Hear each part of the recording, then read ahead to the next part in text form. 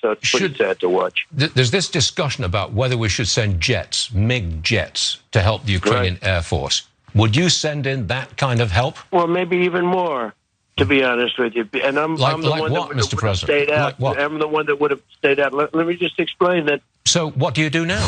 You said you'd maybe do more than just send in the MiG jets. All right. What more? What I would do is we have tremendous military capability. And what we can do without planes, to be honest with you, without 44-year-old jets, what we can do is enormous. And we should be doing it. And we should be helping them to survive. And they're doing an amazing job. But, I was the one that sent in the javelins. I mean, everyone refuses to acknowledge that. And I took a lot of heat as well. Nobody knew how well those javelins would do and how well but those javelins that knocked out all the tanks, those were sent by me. But they need other kinds of help. And one thing I do rapidly is I get the oil flowing, because if you reduce the price of oil significantly, that war is going to end. There's Donald Trump again, reeling off a buffet list of things that don't really relate or make much sense when it comes to what's going on in Ukraine with the Russian invasion. Yes. Again, this time he appears on Stuart Varney's show to say all these random things that absolutely have nothing to do with it. And I get a feeling Stuart Varney's kind of tired of it, because he said, listen, I need you to tell me how, what, well, more, Mr. Former President. No, he has nothing for you. But he did have a new way of at least giving you a new angle to his radical stupidity. His use of the N-word here, Trump. But I listened to him constantly using the N-word. That's the N-word. And he's constantly using it, the nuclear word. Oh, that's very provocative, Donald. That's very provocative. Let me say the N-word, because some people might listen to me more now, say the same nonsense over and over and over again. Now, Varney did probably see previous interviews where Trump took tangents and started talking about windmills. So he said, I might as well get ahead of this football.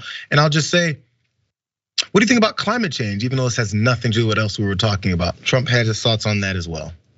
What about climate change? That I don't even think ever took a course in the environment. Is the climate Is the climate changing because of human activity?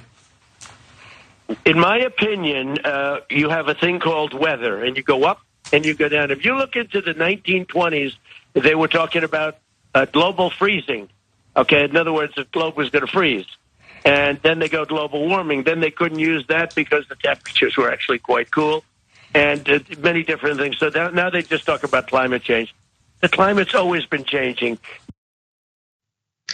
Well, how are we back on here again? See, what you have is when you talk about climate change, it's kind of like weather, and it's kind of like a roller coaster. Sometimes it goes up, and sometimes it goes down, Francesca, and then it loops in a circle. Depends on which roller coaster you're on. And then on those roller coasters, sometimes you might scream, put your hands up, and then you'll get a picture. You look at it afterwards. What? As we're all dying from rising sea levels and the storm surge, you get a little photo souvenir to take home on the lifeboat. Like, yeah. First of all, can we just put this out there? I know what it sounds like to recover from COVID, because I'm doing so right now. Tell me Trump does not sound like he's running a little bit of a fever. Like, that dude is not well. I mean, and even when he's well, I mean, let's be real, the rants are the same. Yeah. But yeah, he's heard. His opinion is that there's weather, JR, just an opinion.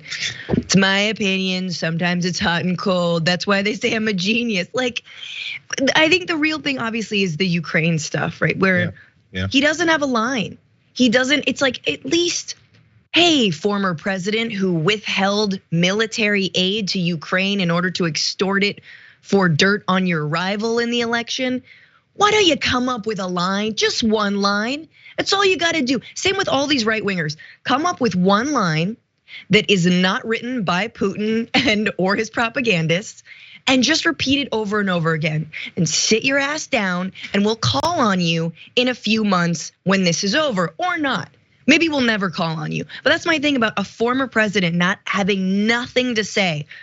My heart goes out to both the Ukrainians as well as the Russian people. I don't know, Russian soldiers have died if he loves Russia so much.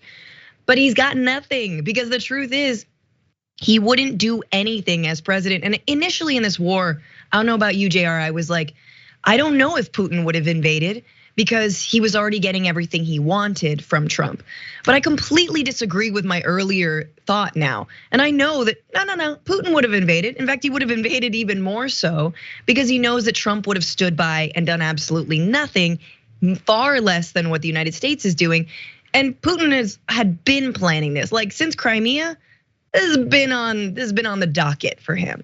Well, when you can see how everything, you mentioned how many times Trump said me, my, because I did, javelins, they throw those in track events.